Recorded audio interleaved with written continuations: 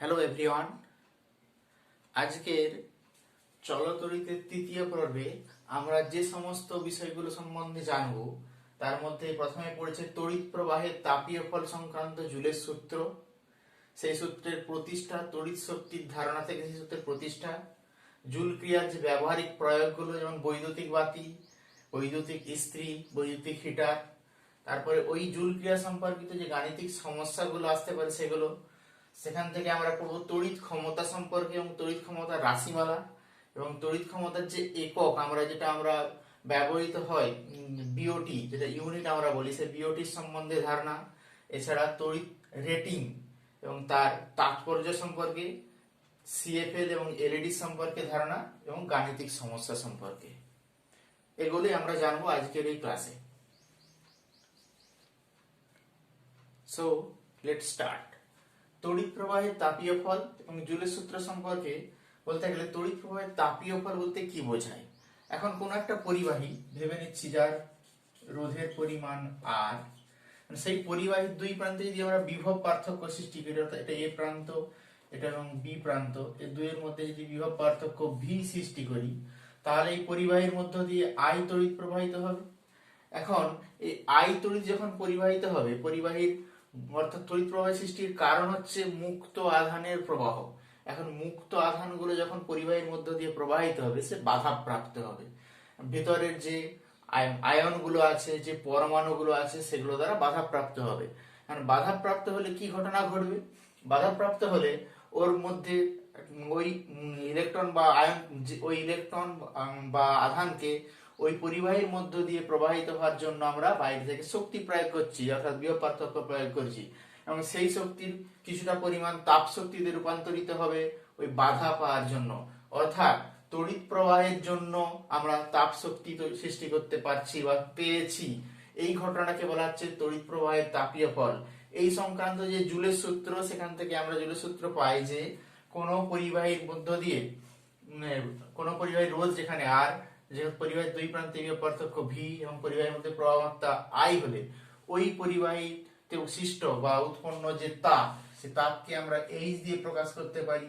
তাপ H proportional two ওই পরিবাহীর প্রবাহ মাত্রার বর্গের সমানুপাতিক, যখন পরিবাহীর রোধ আর এবং সময়, পরিবাহীতে তড়িৎ প্রবাহের যে সময় সেটা স্থির। অর্থাৎ পরিবাহীর রোধ এবং পরিবাহীতে তড়িৎ প্রবাহের সময় স্থির থাকলে, অর্থাৎ টি স্থির থাকলে, পরিবাহীতে উৎপন্ন তাপ পরিবাহীর প্রবাহ মাত্রার বর্গের সমানুপাতিক। এটা 1 নম্বর। 2 নম্বর হিসেবে বলা যায় এইচ প্রপোর্শনাল টু আর, যেখানে আই এবং টি স্থির। 3 নম্বরে বলা যায় এইচ প্রপোর্শনাল টু টি, যেখানে আই এবং আর স্থির। এই তিনটেকে একসঙ্গে লিখলে পাওয়া যায় H proportional to I square R T. প্রপোর্শনালকে সমান করলে আমরা পাই H equal to I square R T, একটা ধ্রুবক দিয়ে গুণ করতে হয়, সেই ধ্রুবকটা 1/j। এই j কে বলা হচ্ছে জুল ধ্রুবক বা তাপের যান্ত্রিক তুল্যাঙ্ক। তাপের যান্ত্রিক তুল্যাঙ্ক। এখন আমরা তাপের একক পেয়েছি, আমরা তাপের একক সিজিএস এবং এসআই পদ্ধতিতে তাপের একক কি? সিজিএস পদ্ধতিতে তাপের একক আমরা পেয়েছি আর্গ, তাপ যেহেতু এক প্রকার শক্তি, বা ব্যবহারিক একক হিসেবে আমরা পেয়েছি ক্যালোরি। এসআই পদ্ধতিতে আমরা পেয়েছি জুল। সুতরাং তাপের যান্ত্রিক তুল্যাঙ্কের একক কি হবে? এখান থেকে আমরা পেতে পারি তাপের যান্ত্রিক তুল্যাঙ্কের একক পেতে পারি। কোথা থেকে পাবো? সেই রাশিমালাটা আমাদের কার্যের যে ধারণা, সেই সংজ্ঞা থেকে আমরা বের করব। তাপের যান্ত্রিক তুল্যাঙ্কের একক বলার আগে তাপের যান্ত্রিক তুল্যাঙ্কের আমরা সংজ্ঞা পাই কোথা থেকে? এইচ সমান আমরা পেয়েছি জুলের সূত্র থেকে, H equal to I square R T by J. অর্থাৎ জে সমান আমরা লিখতে পারি I square R T divided by H. এখন কোন পরিবাহীর ক্ষেত্রে প্রবাহ মাত্রা I ইকুয়াল টু 1 একক, R ইকুয়াল টু অর্থাৎ রোধ 1 একক এবং সময় 1 একক হলে জে ইকুয়াল টু আমরা পাই 1/h। অর্থাৎ আমরা তাপের যান্ত্রিক তুল্যাঙ্কের সংজ্ঞা এখান থেকে বলতে পারি একক রোধের কোনো পরিবাহীর মধ্য দিয়ে একক সময় ধরে একক তড়িৎ প্রবাহিত হলে ওই পরিবাহীতে উদ্ভূত তাপ h হলে বা ওই পরিবাহীতে উদ্ভূত তাপের অনন্যককেই বলা হয় তাপের যান্ত্রিক তুল্যাঙ্ক। আবার যদি সংজ্ঞাটা বলি আমরা, হয় কি কোনো একক রোধের কোনো পরিবাহীর মধ্য দিয়ে একক সময় ধরে একক পরিমাণ তড়িৎ প্রবাহিত হলে ওই পরিবাহীতে উদ্ভূত তাপের অনন্যককে ওই পরিবাহীর তাপের যান্ত্রিক তুল্যাঙ্ক বলা হয় J ইকুয়াল টু 1/h। সেক্ষেত্রে এখন জের একক মাত্রা কোথা থেকে পাবো আমরা? জের একক কোথা থেকে পাবো?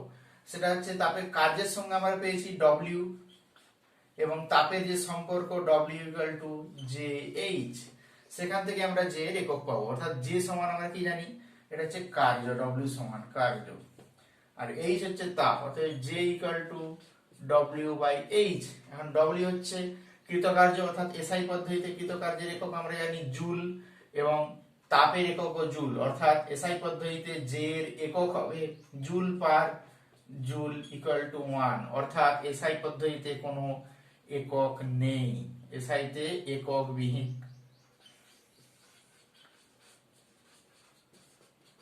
সিজিএস পদ্ধতিতে কি হবে? সিজিএস পদ্ধতিতে আমরা কার্যকে আমরা বলতে পারি আর্গ, কার্যের একক হচ্ছে আর্গ, তাপের ব্যবহারিক একক আমরা ক্যালোরি বলতে পারি, তাহলে আর্গ পার ক্যালোরি। এখন ব্যবহারিক একক হিসাবে যে একক কি ব্যবহার করা হয়? ব্যবহারিক একক হিসাবে কার্যকে আমরা জুল এবং তাপকে ক্যালোরি একক ব্যবহৃত হলে জুল আর ক্যালোরি ব্যবহৃত হলে লিখতে পারি জুল পার ক্যালোরি। অর্থাৎ যে একক, সেই একক বিভিন্ন পদ্ধতিতে আমরা দেখতে পাচ্ছি বিভিন্ন। এসআই পদ্ধতিতে কোনো একক নেই, সিজিএস পদ্ধতিতে আমরা আর্গ পার ক্যালোরি, ব্যবহারিক একক হিসেবে বলতে পারি joule per calorie. Joule per calorie erg পার ক্যালোরি ব্যবহৃত হয়। এক্ষেত্রে আমরা জের মান কত হতে পারি সেটা আমাদের জানা প্রয়োজন। জের মান হয় সাধারণত J equal to 4.2 joule per calorie. এখন কোন তাপের যান্ত্রিক তুল্যাঙ্ক 4.2 জুল পার ক্যালোরি বলতে কি বোঝায়? তাপের যান্ত্রিক তুল্যাঙ্ক 4.2 জুল পার ক্যালোরি বলতে বোঝায় যে এখান থেকে বলবো J ইকুয়াল টু W/H থেকে কোন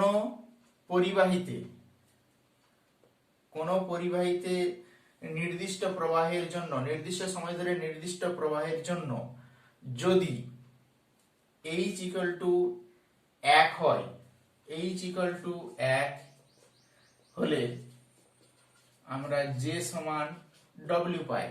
অর্থাৎ আমরা বলতে পারি কোন পরিবাহীতে 1 ক্যালোরি পরিমাণ তাপ উৎপন্ন করতে 4.2 জুল পরিমাণ তড়িৎ শক্তি ব্যয় করতে হবে, অর্থাৎ কৃতকার্য করতে হবে। তাপের যান্ত্রিক তুল্যাঙ্ক 4.2 জুল পার ক্যালোরি বলতে বোঝায় কোন পরিবাহীতে 1 ক্যালোরি পরিমাণ, তাহলে H ইকুয়াল টু 1 ক্যালোরি হলে J সমান 4.2 জুল। কোন পরিবাহীতে 1 ক্যালোরি পরিমাণ তাপ উৎপন্ন করতে গেলে ওই পরিবাহীতে 4.2 জুল পরিমাণ কৃতকার্য বা বৈদ্যুতিক শক্তি ব্যয় করতে হবে। এটাই তাপের যান্ত্রিক তুল্যাঙ্কের সংজ্ঞা বলা যেতে পারে, J equal to 4.2 joule per calorie. এবার আমরা তড়িৎ শক্তির ধারণা থেকে জুলের সূত্র প্রতিষ্ঠা করব। তড়িৎ শক্তির ধারণা আমরা কোথায় পেয়েছি? তড়িৎ শক্তি বা বৈদ্যুতিক কার্যের সংজ্ঞা আমরা পেয়েছি যে কোনো আধানকে কোন তড়িৎ ক্ষেত্রে কোন বিন্দুতে আনতে যে পরিমাণ কার্য করতে হয় সেটা হচ্ছে আমাদের তড়িৎ শক্তি বা বিভব পার্থক্য বা তড়িৎ চালক বলের সংজ্ঞা পেয়েছি সেখান থেকে আমরা। এখন এক্ষেত্রে যদি আমরা তড়িৎ চালক বলের সংজ্ঞা বা তড়িৎ শক্তির সংজ্ঞা যদি পাই যে কোন একটা পরিবাহী যার রোধ R, দুই প্রান্তে বিভব পার্থক্য সৃষ্টি করলে, যদি বিভব পার্থক্য আমাদের এখানে V হয়, ওর মধ্যে প্রবাহ মাত্রা I যদি হয়, তাহলে সেক্ষেত্রে নিম্ন বিভব থেকে উচ্চ বিভবের দিকে কোন ধনাত্মক আধানকে নিয়ে আসতে, নিম্ন বিভব থেকে উচ্চ বিভবের দিকে ধনাত্মক আধানকে নিয়ে আসতে যে পরিমাণ কার্য করতে হবে সেটাই হচ্ছে আমাদের তড়িৎ শক্তি বা তড়িৎ চালক বল। W সমান, তাহলে আমরা জানি Q ইন্টু V। ধরে নিচ্ছি Q পরিমাণ আধানকে B বিন্দু থেকে A বিন্দুতে নিয়ে আসা হচ্ছে, সেক্ষেত্রে কৃতকার্য W equal to Q into V। কারণ কিউ সংজ্ঞা থেকে আমরা পেতে পারি কিউ সমান আমরা জানি আই ইন্টু টি, তড়িৎ প্রবাহ মাত্রা সমান আমরা পেয়েছিলাম আই সমান কিউ বাই টি, আধান বাই সময়, সেখান থেকে কিউ সমান আই টি, তাহলে আই টি ইন্টু ভি। আবার ওহমের সূত্র থেকে ভি সমান আমরা কি পেয়েছি আই ইন্টু আর, অর্থাৎ আই ইন্টু আর। সুতরাং আমরা পাচ্ছি এখানে আই স্কোয়ার আর টি।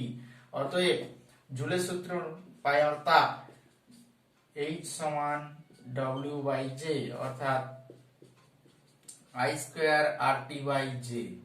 এটাই জুলের সূত্রের একটা রূপ।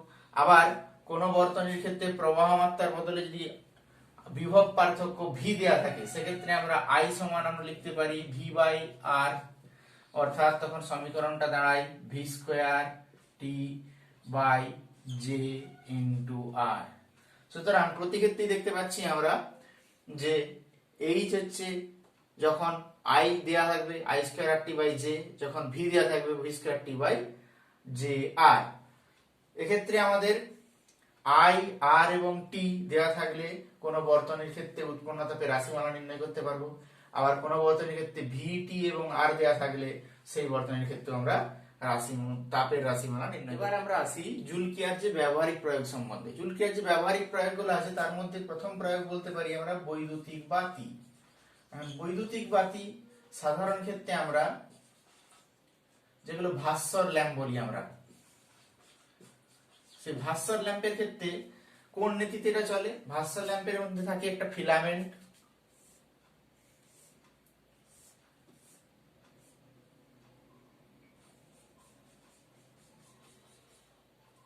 এই ধরনের। সেই ফিলামেন্টটা তৈরি হচ্ছে টাংস্টেনের তৈরি।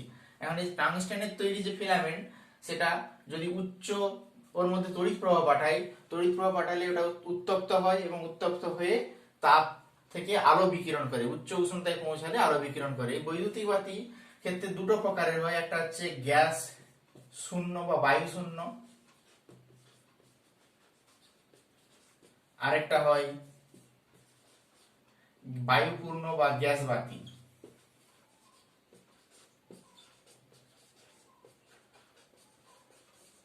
এখন বায়ু শূন্য বাতির ক্ষেত্রে ফিলামেন্টের যে উষ্ণতা, অর্থাৎ এটাকে আমরা বলছি ফিলামেন্টের যে উষ্ণতা, সেই উষ্ণতা হচ্ছে 2100 ডিগ্রি সেন্টিগ্রেড। আর বায়ুপূর্ণ বাতির ক্ষেত্রে উষ্ণতা 2700 ডিগ্রি সেন্টিগ্রেড। এখানে কি দেয়া থাকে? সাধারণত নাইট্রোজেন অথবা আর্গনের মতো নোবেল গ্যাস, নিষ্ক্রিয় গ্যাস। এখন এই বৈদ্যুতিক বাতির ক্ষেত্রে ফিলামেন্ট কি হয়, কার্যনীতিটা কি হয়? কার্যনীতি হচ্ছে যখন এই ফিলামেন্টের মধ্য দিয়ে তড়িৎ প্রবাহ পাঠানো হয়, ফিলামেন্ট উচ্চ উষ্ণতায় পৌঁছায় এবং উচ্চ উষ্ণতায় পৌঁছালে তা উত্তপ্ত হয়, এবং উত্তপ্ত হলে কি হয়, এই ফিলামেন্ট আলোক বিকিরণ করে। তাহলে প্রথমে এই ক্ষেত্রে তড়িৎ শক্তি থেকে আমরা বলতে পারি যে ক্ষেত্রে তড়িৎ শক্তি থেকে প্রথমে পাচ্ছি আমরা তড়িৎ শক্তি থেকে তাপ শক্তি, তারপর তাপ শক্তি থেকে আলোক শক্তি।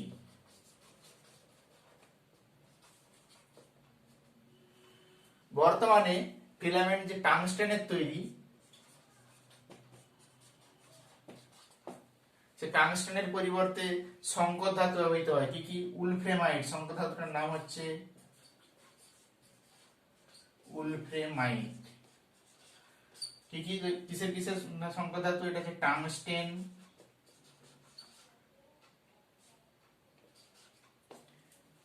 ম্যাঙ্গানিজ আর লোহা।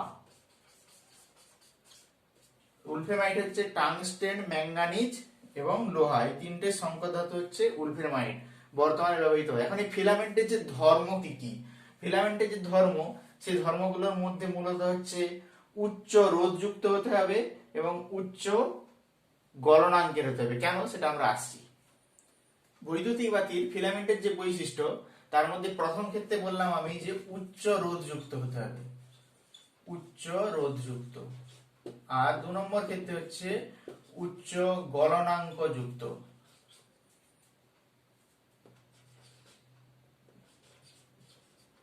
এখন উচ্চ রোধযুক্ত কেন? আমরা জুলের সূত্র থেকে পেয়েছি যে H proportional to R, আর কেন H প্রপোর্শনাল টু R, অর্থাৎ কেন নিচ্ছি আমরা এটা, কেন রোধ বেশি হলে ওই যন্ত্রের ক্ষেত্রে উৎপন্ন তাপ বা ওই পরিবাহীর ক্ষেত্রে উৎপন্ন তাপ বেশি হবে, তাই উচ্চ রোধযুক্ত। এবং বেশি পরিমাণ তাপ উৎপন্ন হলে যদি গলনাঙ্ক কম হয় তাহলে সেক্ষেত্রে খুব তাড়াতাড়ি ফিলামেন্টটা কেটে যাবে বা গলে যাবে, সেই জন্য আমাদের প্রয়োজন কি উচ্চ গলনাঙ্ক যুক্ত। অর্থাৎ এই উচ্চ গলনাঙ্ক এবং উচ্চ রোধযুক্ত যে ধর্ম, এই ধর্মটা পাই আমরা টাংস্টেনের মধ্যে, ওই জন্য ফিলামেন্ট সাধারণত টাংস্টেনের তৈরি, আর বর্তমান ক্ষেত্রে বললাম যেটা উলফেমাইটের তৈরি। এবার আমরা আসবো বৈদ্যুতিক ইস্ত্রি সম্বন্ধে। জুল ক্রিয়ার ব্যবহারিক প্রয়োগগুলোর মধ্যে অপর একটা প্রয়োগ বলতে পারি না বৈদ্যুতিক হিটার এবং বৈদ্যুতিক ইস্ত্রি। বৈদ্যুতিক হিটারের ক্ষেত্রে কি হয়, বৈদ্যুতিক হিটারের ক্ষেত্রে অভ্র বা চীনামাটির যে খাঁজওয়ালা অংশ, অর্থাৎ আমরা দেখতে পাবো যে একটা বড় অংশ, বৃত্তাকার অংশ যার মধ্যে অসংখ্য খাঁজ কাটা আছে এই ধরনের,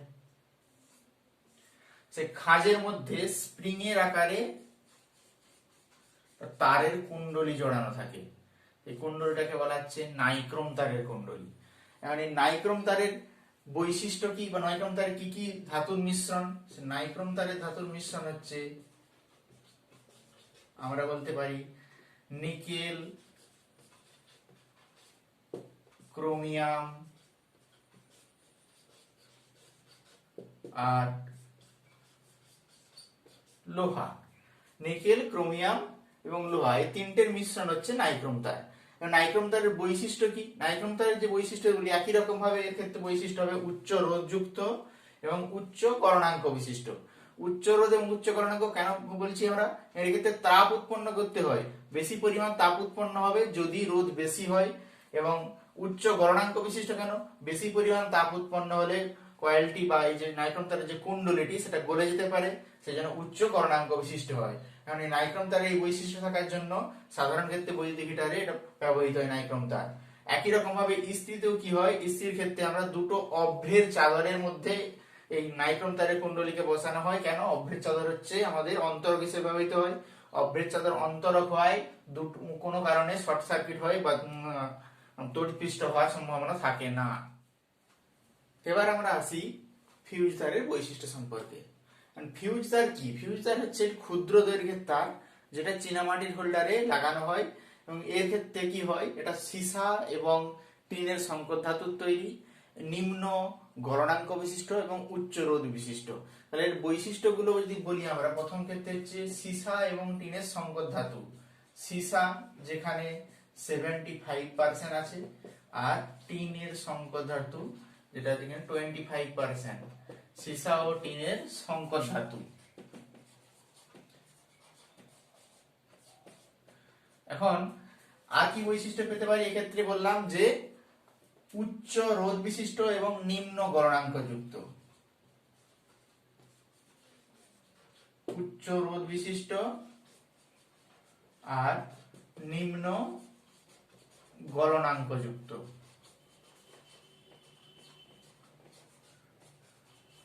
3 নম্বরে হচ্ছে এটি বর্তনীর সঙ্গে অর্থাৎ লাইভ তারের সঙ্গে, লাইভ তার ও বৈদ্যুতিক যন্ত্রের সঙ্গে শ্রেণী সমবায় যোগ করা থাকে।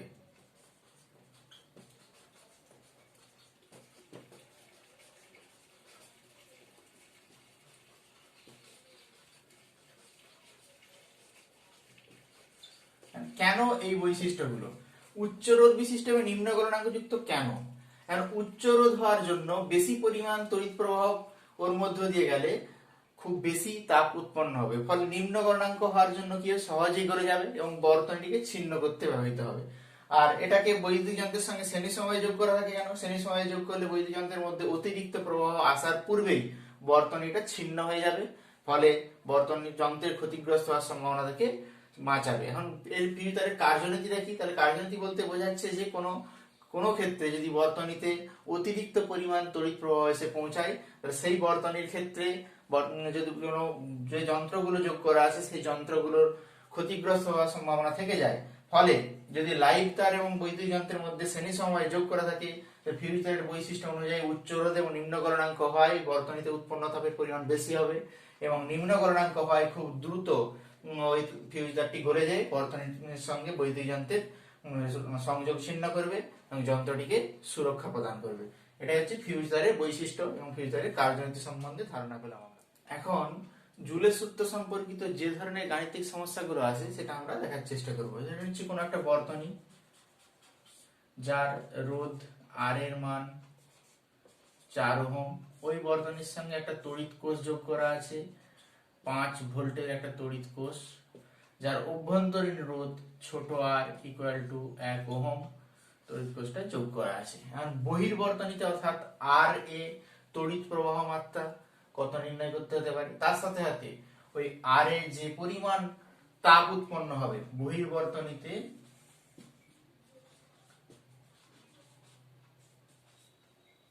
উৎপন্ন তাপ নির্ণয় করতে হবে।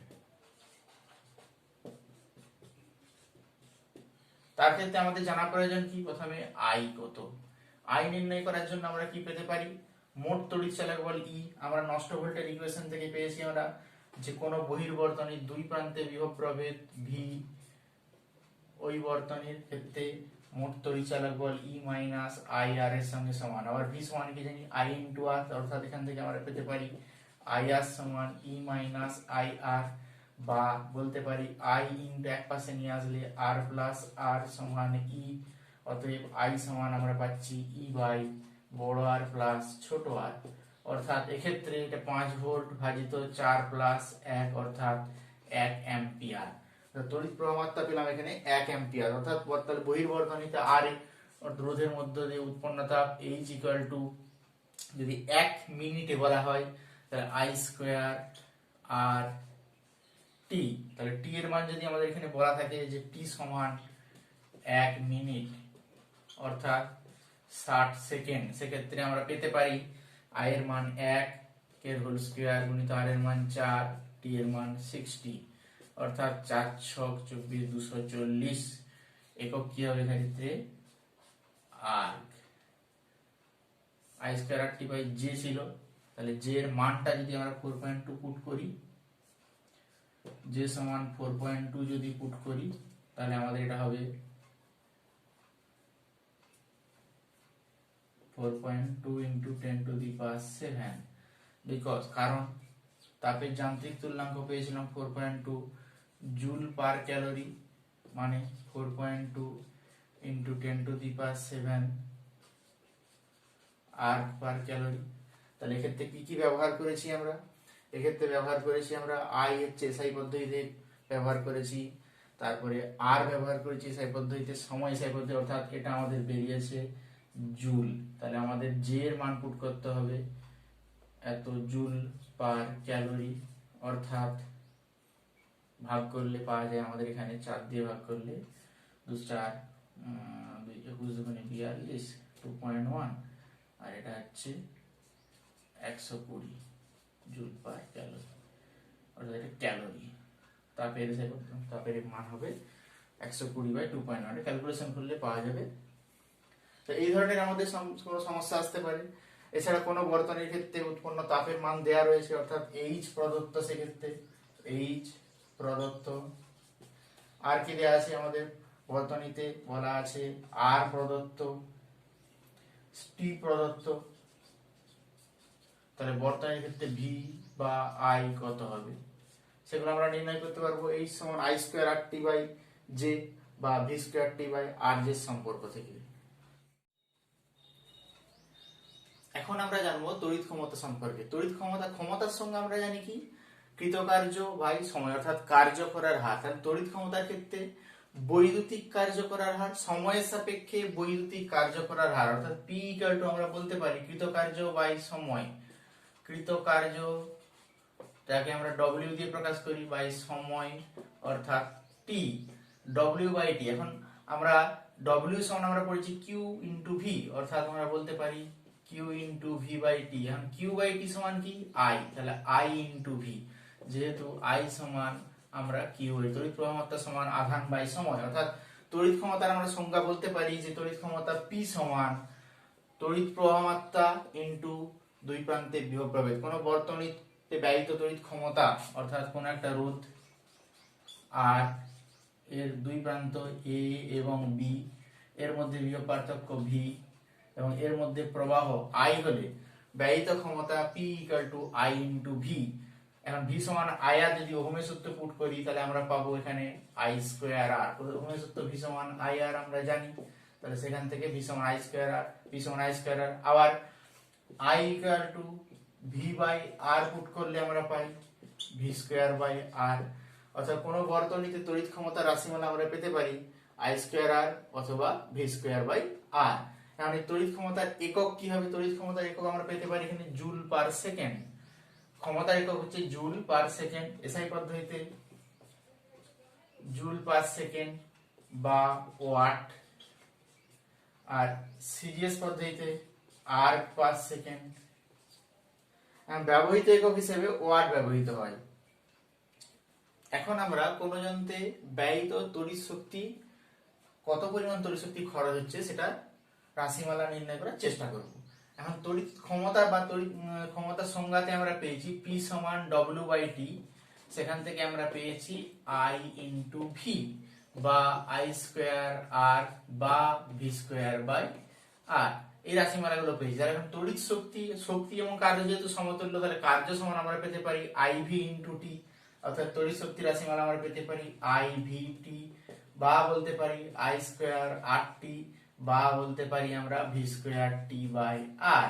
কারণ এর একক কি হবে? এর একক যদি বলি আমরা একক পাবো আমরা এসআই পদ্ধতিতে একক পাচ্ছি আমরা ওয়াট ইন্টু সেকেন্ড। এখন বড় একক হিসেবে ব্যবহৃত হয় ওয়াট আওয়ার বা কিলোওয়াট আওয়ার। কারণ এসআই পদ্ধতিতে যে এককটা ব্যবহৃত হয় কিলোওয়াট আওয়ার, এই কিলোওয়াট আওয়ার কে বলা হচ্ছে বিওটি।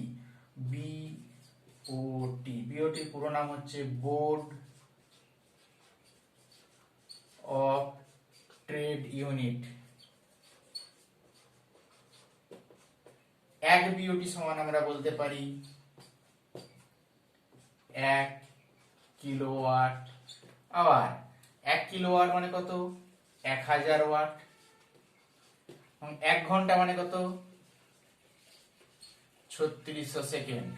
অর্থাৎ আমরা বলতে পারি 36 1 2 3 4 5 into 10 to the power 5, 36 into 10 to the power 5 watt second. Watt second মানে কি? জুল। অর্থাৎ 1 বিওটি ইউনিট পরিমাণ তড়িৎ শক্তি সমান 36 into 10 to the power 5 joule পরিমাণ তড়িৎ শক্তি। এখন এখান থেকে বিদ্যুতের খরচের পরিমাণ নির্ণয় করব, সেগুলো আমরা গাণিতিক সমস্যা হিসেবে ব্যবহার করব।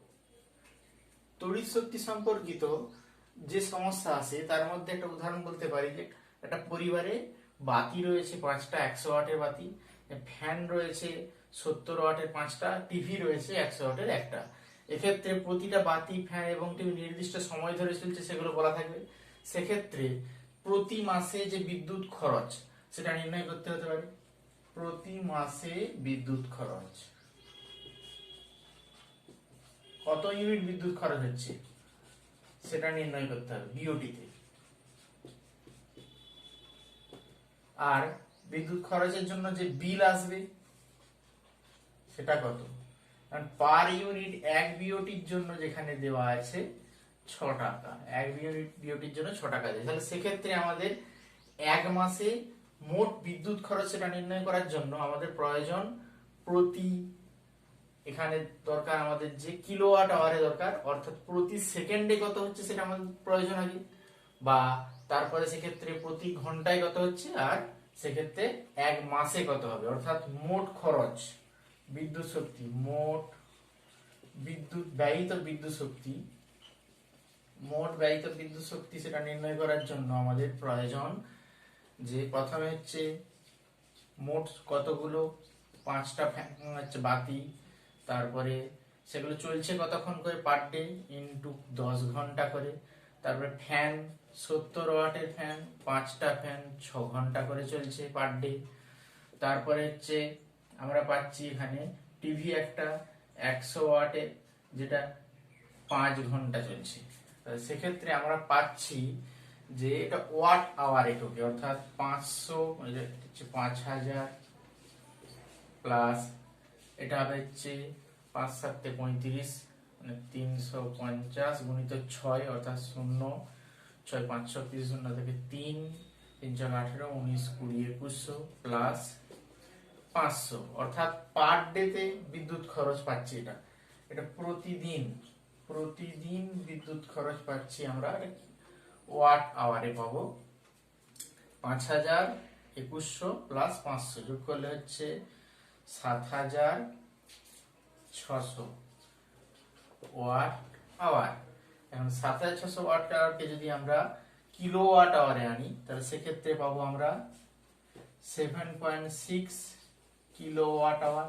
তো ওয়াটকে কিলোওয়াট আওয়ারে করতে গেলে 1000 দিয়ে ভাগ করতে হবে। তাহলে অর্থাৎ আমরা বলতে পারি এটা 7.6 বিওটি। তাহলে অতএব প্রতি মাসে খরচ কত হবে গুণিত 30। তাহলে 7.6 গুণিত 30 সমান আমরা পাবো 318 থেকে 3 7 21 একে 22, অর্থাৎ 228 ইউনিট, 228 বিওটি।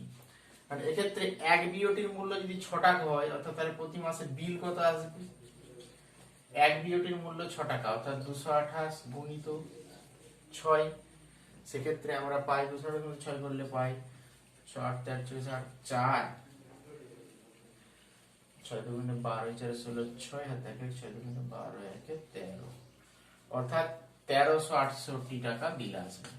এই ধরনের প্রবলেম আসতে পারে যেখানে আরো কোনো ফ্রিজ বা এসি যোগ থাকতে পারে, যেখানে বিভিন্ন ওয়াটের যে যন্ত্রাংশ বিভিন্ন সময় ধরে ব্যয়িত হচ্ছে, সেক্ষেত্রে মোট কত আমাদের তড়িৎ শক্তি ব্যয় হচ্ছে বা কত বিল আসতে পারে সেগুলো পাওয়া যেতে পারে। এবার গুণমান মূল্যায়নকরণ বা রেটিং বলতে কি বোঝায়? এখন রেটিং কথার অর্থ এখানে গুণমান মূল্যায়ন করার অর্থ যে কোনো কিছুতে গায়ে খোদাই করা। এখানে কি খোদাই করা হচ্ছে? খোদাই করা হচ্ছে এখানে যে কোনো যন্ত্র, কোনো বৈদ্যুতিক যন্ত্র কোনো নির্দিষ্ট বিভব পার্থক্যে বা নির্দিষ্ট প্রবাহের মধ্যে সর্বাধিক কার্যক্ষম হতে পারে এবং এর মধ্যে যে ব্যয়িত ক্ষমতাটা সেটা সর্বোচ্চ হতে পারে। অর্থাৎ এর চেয়ে বেশি পরিমাণ তড়িৎ প্রবাহ গেলে বা এর চেয়ে বেশি পরিমাণ ক্ষমতা ব্যয় করতে চাইলে যন্ত্রটা ক্ষতিগ্রস্ত হবে। সেক্ষেত্রে ওই সর্বোচ্চ ক্ষমতা নির্দেশক যে সম্পর্ক বা যে রাশি বা এক্ষেত্রে সর্বোচ্চ ক্ষমতা, সর্বোচ্চ প্রবাহ এবং বিভব প্রভেদ নির্দেশক যে সংখ্যা, সেই সংখ্যাটাকে বলা হচ্ছে গুণমান মূল্যায়নকরণ বা রেটিং, যেটা ওই যন্ত্রের বা ওই বৈদ্যুতিক যন্ত্রের গায়ে লেখা থাকে। যেমন ভাবে আমরা উদাহরণ হিসেবে বলতে পারি যে কোনো বাল্বের ক্ষেত্রে, যেগুলো আমাদের ভাস্বর বাতি পড়েছিলাম, সেই ভাস্বর বাতির ক্ষেত্রে লেখা থাকে গায়ে 100 ওয়াট 220 ভোল্ট 50 হার্জ। মানে এক্ষেত্রে এটা হচ্ছে ব্যয়িত ক্ষমতা, যেখানে সর্বোচ্চ ব্যয়িত ক্ষমতা কত হতে পারে 100 ওয়াট এবং ওই যন্ত্রটা ওই সর্বোচ্চ ক্ষমতা ব্যয় করবে কত বিভব পার্থক্য প্রয়োগের ফলে 220 ভোল্ট এবং এটা যেহেতু এসি প্রবাহের মধ্যে প্রযোজ্য সেজন্য এসি প্রবাহের কম্পাঙ্ক আছে নির্দিষ্ট একটা, যেটাকে বলে 50 হার্জ। এই যে গাণিতিক সংখ্যাযুক্ত যে সংখ্যাগুলো ব্যবহার করা হয়েছে এখানে ক্ষমতা, বিভব পার্থক্য এবং কম্পাঙ্ক নির্দেশক যে সংখ্যাগুলো, এই সংখ্যাগুলোকে বলা হচ্ছে রেটিং। এখন রেটিং এর তাৎপর্য কি? রেটিং এর তাৎপর্য বলতে বোঝায় এখান থেকে আমরা কি কি জানতে পারি। প্রথম ক্ষেত্রে আমরা পাই যে সর্বোচ্চ ব্যয়িত ক্ষমতা, অবশ্যই সর্বোচ্চ ব্যয়িত ক্ষমতা কত আমরা জানতে পারি। এক্ষেত্রে সর্বোচ্চ ব্যয়িত ক্ষমতা এই উদাহরণের ক্ষেত্রে আমরা পেতে পাই সর্বোচ্চ ব্যয়িত ক্ষমতা পি ম্যাক্স, সেটা হচ্ছে 100 ওয়াট। 2 নম্বর ক্ষেত্রে আমরা পেতে পারি ওই বর্তনীতে কত সর্বোচ্চ প্রবাহ যেতে পারে বা সর্বোচ্চ কত প্রবাহ পাঠালে যন্ত্রটা ক্ষতিগ্রস্ত হবে না, সর্বোচ্চ প্রবাহ আই ম্যাক্স। কোথা থেকে পেতে পারি আমরা? পি সমান আমরা পড়েছি আগে, পি সমান আই ইন্টু ভি, তাহলে অতএব আই ম্যাক্স সমান পি ম্যাক্স বাই ভি। এই অঙ্কের ক্ষেত্রে আই ম্যাক্স আমরা বের করতে পারবো, আই ম্যাক্স সমান পি ম্যাক্স অর্থাৎ 100 আর ভি হচ্ছে 220 ভোল্ট, অর্থাৎ এত 100 বাই 220 অ্যাম্পিয়ার বা 10 বাই 22 অ্যাম্পিয়ার।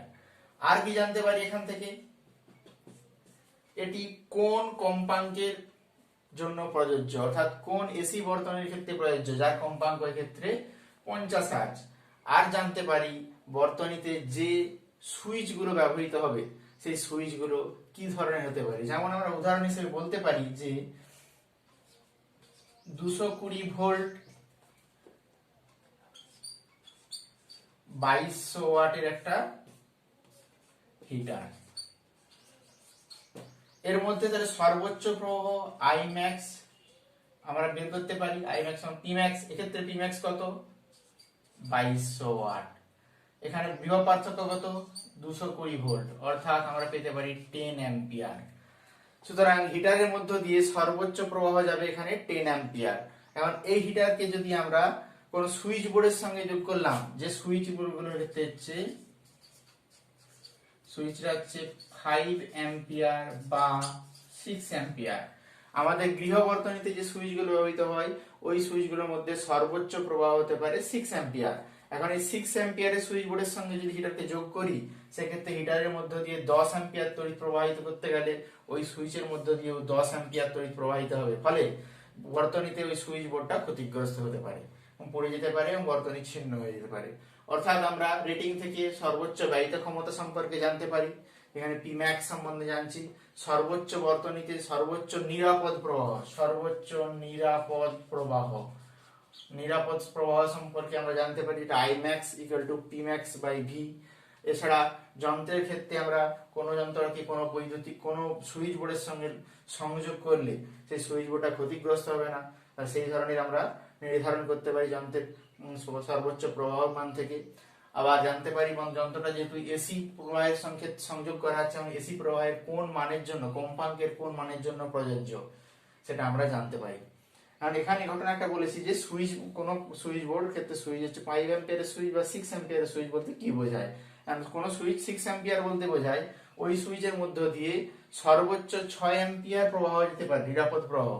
এর চেয়ে বেশি গেলে সুইচ বোর্ডটা পুড়ে যেতে পারে। এগুলো গুণমান মূল্যায়ন বা রেটিং এর তাৎপর্য। এবার আমরা একটা তুলনামূলক আলোচনাতে আসবো, সিএফএল এবং এলইডির তুলনামূলক আলোচনা। দুটোই বৈদ্যুতিক যন্ত্র। সিএফএল এর ফুল ফর্ম হচ্ছে কম্প্যাক্ট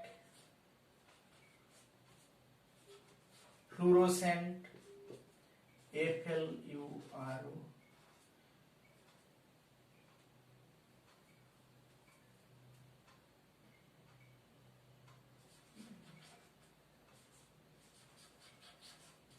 কম্প্যাক্ট ফ্লুরোসেন্ট ল্যাম্প। আর এলইডি হচ্ছে লাইট এমিটিং ডায়োড।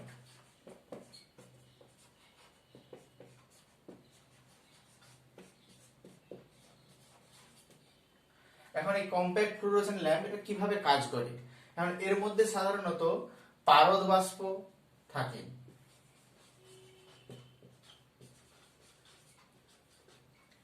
এই পারদ বাষ্প থাকে, এখন কি ঘটনা ঘটে, এখন এর মধ্যে যদি আমরা তড়িৎ চালনা করি বা এর মধ্যে যদি কোনো পরিবর্তনশীল তড়িৎ ক্ষেত্র বা চৌম্বক ক্ষেত্র সৃষ্টি করি, আর তড়িৎ চালনা করলে কি ঘটনা ঘটবে, পারদ বাষ্পের মধ্যে যে পারদের অণু বা পরমাণুগুলো সেগুলো শক্তি গ্রহণ করে উচ্চ শক্তি স্তরে পৌঁছাবে। উচ্চ শক্তি স্তরে পৌঁছালে সেখান থেকে যখন নিচের দিকে নামে, নিম্ন শক্তি স্তরে নামে, তখন কি ঘটনা ঘটে এবং ও অতিবেগুনি রশ্মি নির্গত করবে। তাহলে পারদ বাষ্পটা কি করবে, উচ্চ শক্তিতে পৌঁছচ্ছে, উচ্চ শক্তি স্তরে দিয়ে ও কি করবে, অতিবেগুনি রশ্মি নির্গত করবে। এই অতিবেগুনি রশ্মি কি হবে, এই অতিবেগুনি রশ্মি নির্গমন ঘটাবে। এই অতিবেগুনি রশ্মিগুলো ওই ল্যাম্পের যে পর্দা, অর্থাৎ ল্যাম্পের যে বাইরের যে কাঁচের অংশ, সেই কাঁচের গায়ে যে একটা আস্তরণ লাগানো থাকে ফ্লুরোসেন্টের, অর্থাৎ সেই আস্তরণে যখন অতিবেগুনি রশ্মিগুলো সৃষ্টি করবে তখন সেটা হচ্ছে আস্তরণে প্রতিপ্রবাহ সৃষ্টি করবে। বলতে পারি আমরা এটা হচ্ছে পর্দার আস্তরণে প্রতিপ্রবাহ সৃষ্টি করবে।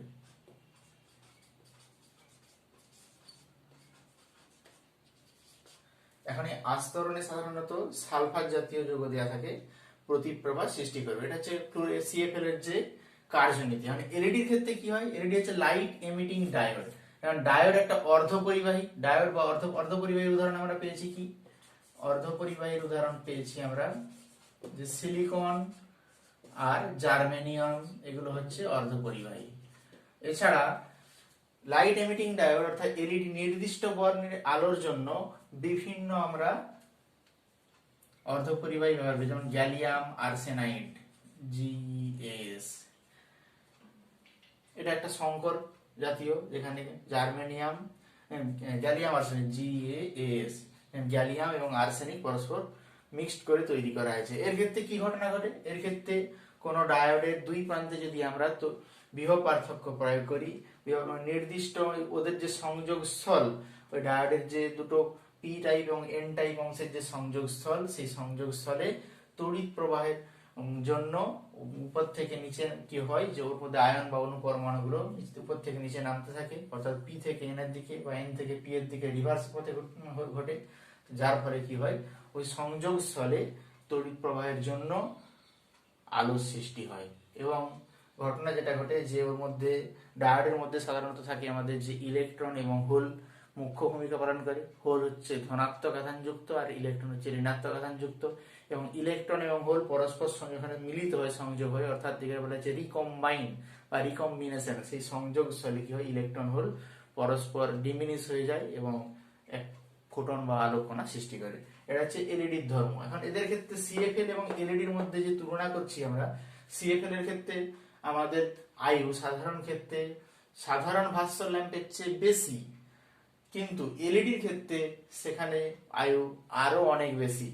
বারবার সুইচ অন অফ করার ফলে, অর্থাৎ কোনো বর্তনীতে সিএফএল ব্যবহার বারবার সুইচ অন অফ করলে কি হয়, বর্তনীতে ওটা ভাস্য ল্যাম্পের মতনই ওর আয়ু কমে আসে, কিন্তু এলইডির ক্ষেত্রে সেটা দীর্ঘস্থায়ী তুলনামূলকভাবে। সিএফএল ল্যাম্পের ক্ষেত্রেও পারঙ্গর যে ব্যয় তুলনামূলকভাবে এবং এলইডির ক্ষেত্রে ব্যয় প্রায় একই। এছাড়া সিএফএল ল্যাম্প এবং এলইডি ল্যাম্পের মধ্যে সিএফএল এর ক্ষেত্রে ব্যয়িত তড়িৎ শক্তিটা কম, এখানে ব্যয়িত শক্তি বেশি, ওখানে ব্যয়িত তড়িৎ শক্তি কম। ব্যয়িত তড়িৎ শক্তি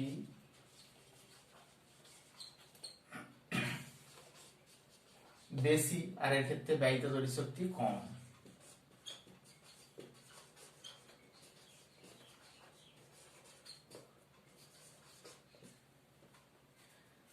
এবার আমরা কিছু প্রশ্নের বা কিছু ঘটনার ব্যাখ্যা দেব। যেমন বলতে পারি যে 220 ভোল্ট 1000 ওয়াট আর 220 ভোল্ট 100 ওয়াট, দুটো বাতি। এই দুটোর বাতিকে দুটো পদ্ধতিতে আমরা যোগ করছি। একটা হচ্ছে সমান্তরাল সময়ে,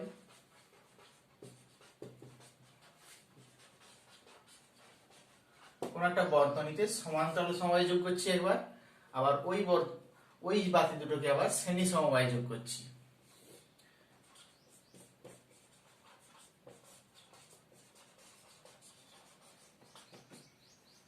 এই দুটো বাতিকে একবার সমান্তরাল একবার শ্রেণী সমবায় যোগ করলে কোন ক্ষেত্রে বা কোন বাতিটা বেশি উজ্জ্বল হবে, কোন ক্ষেত্রে সেটা আমরা নির্ধারণ করব।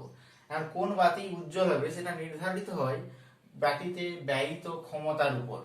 ওই বর্তনীতে যখন রয়েছে তখন বাতিতে ব্যয়িত ক্ষমতার উপর আমরা ভেবে নিতে পারি। যখন সমান্তরাল সমবায়ে যোগ করা হয়েছে, বাতি দুটো এইভাবে যোগ করা হয়েছে,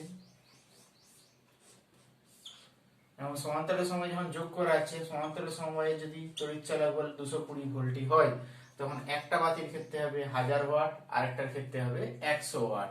সেক্ষেত্রে 1000 ওয়াট যদি এটা ভেবে নিই আমরা, আর এটা যদি 100 ওয়াট ভেবে নিই, তার মধ্যে ব্যয়িত ক্ষমতা হচ্ছে 1000 ওয়াটে সবচেয়ে বেশি, অর্থাৎ এক নম্বর বাতির ক্ষেত্রে ব্যয়িত ক্ষমতা বেশি, অর্থাৎ ব্যয়িত ক্ষমতা বেশি মানে সেটা বেশি উজ্জ্বল হবে। কারণ শ্রেণী সমবায়ে যোগ করলে কি ঘটনা ঘটবে, শ্রেণী সমবায়ে যোগ করার অর্থ 220 ভোল্ট আর এটা হচ্ছে এক নম্বর বাতি, অর্থাৎ এটা 1000 ওয়াট আর এটা 100 ওয়াট।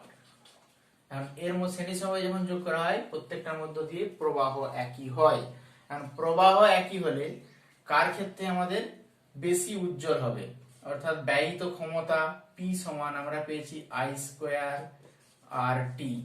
তাহলে যার রোধ বেশি, আই যেহেতু ধ্রুবক, আই হচ্ছে এক্ষেত্রে কনস্ট্যান্ট, শ্রেণী সমবায়ে আই কনস্ট্যান্ট, তাহলে পি প্রপোর্শনাল টু আর। তাহলে যার রোধ বেশি তার ক্ষেত্রে বর্তনীতে সেই বাল্বটা বেশি উজ্জ্বল হবে। এখন দেখে নিই আমাদের রোধ কার বেশি হবে। এখন দুটোর ক্ষেত্রে রোধ কত, দুটোই হচ্ছে 220 ভোল্ট 1000 ওয়াট, অর্থাৎ পি সমান আমরা পেয়েছি ভি স্কোয়ার বাই আর, তাহলে আর সমান ভি স্কোয়ার বাই পি। রোধ কার বেশি হবে, যার ক্ষেত্রে পি কম। তাহলে পি কার ক্ষেত্রে কম, 100 ওয়াটের জাতির ক্ষেত্রে পি কম। দুটোর ক্ষেত্রে যেহেতু বিভব পার্থক্য 220 ভোল্ট, সর্বোচ্চ বিভব যে খরচ করতে পারবে সেটা হচ্ছে 220 ভোল্ট। দুটোর ক্ষেত্রেই একটার ক্ষেত্রে দ্বিতীয় বাতির ক্ষেত্রে হচ্ছে ব্যয়িত ক্ষমতা পি হচ্ছে 100 ওয়াট, প্রথমের ক্ষেত্রে ব্যয়িত ক্ষমতা হচ্ছে 1000 ওয়াট। যেহেতু দ্বিতীয় বাতি, তার দ্বিতীয় ক্ষেত্রে যদি আমরা R2 আর প্রথমের ক্ষেত্রে যদি R1 ধরি, তাহলে দ্বিতীয় রোধ বেশি, তার কারণ পি কম, যেহেতু P2 লেস দেন P1।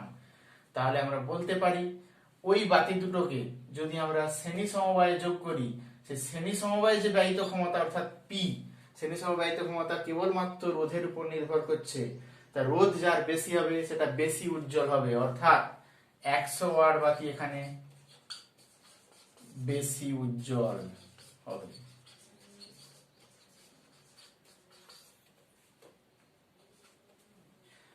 যেখানে সমান্তরাল সমবায়ে 1000 ওয়াট বাতি বেশি উজ্জ্বল হবে।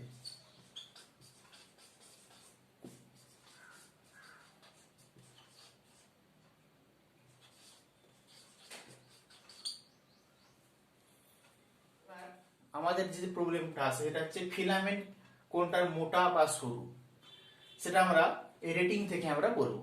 এখন একটা প্রথমের বাতির ক্ষেত্রে রেটিং দিয়েছে 220 ভোল্ট 1000 ওয়াট, তাহলে এর ক্ষেত্রে পি ম্যাক্স হচ্ছে 1000 ওয়াট, আর এর ক্ষেত্রে পি ম্যাক্স, এটাকে যদি আমরা P1 এটা P2 ম্যাক্স ধরে নিই, পাচ্ছি এখানে 100 ওয়াট। সুতরাং মোটা বা সরু নির্ধারণ করতে গেলে আমাদের প্রথমে রোধ জানতে হবে। কারণ কি, আমরা রোধের সঙ্গে ওর প্রস্থচ্ছেদের সম্পর্ক জানি, রো এল বাই এ। দুটো বর্তনী, দুটো যে ফিলামেন্ট, দুটোর দৈর্ঘ্য একই, অর্থাৎ এল একই।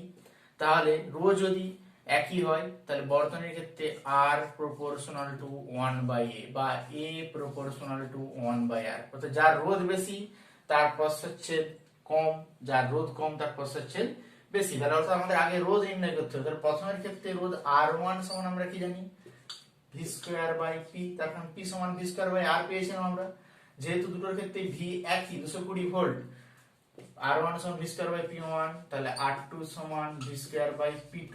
তাহলে সেখান থেকে আমরা R2 বাই R1 নির্ণয় করি, R2 বাই R1 পাই আমরা P1 বাই P2। আর কোন ক্ষেত্রে ব্যয়িত ক্ষমতা বেশি, P1 এর ব্যয়িত ক্ষমতা বেশি 1000 ওয়াট, আর P2 হচ্ছে 500 ওয়াট, এটা মাচ গ্রেটার 1। তাহলে আমরা বলতে পারি R2 গ্রেটার দেন 1 R1, অর্থাৎ R1 এর রোধ তুলনামূলকভাবে কম R2 এর চেয়ে। যেহেতু রোধ কম, তাহলে বলতে পারি যে প্রথম বাতির ক্ষেত্রে বেশি মোটা, অর্থাৎ প্রথম বাতির ক্ষেত্রে মোটা, আর দ্বিতীয় বাতির ক্ষেত্রে সরু।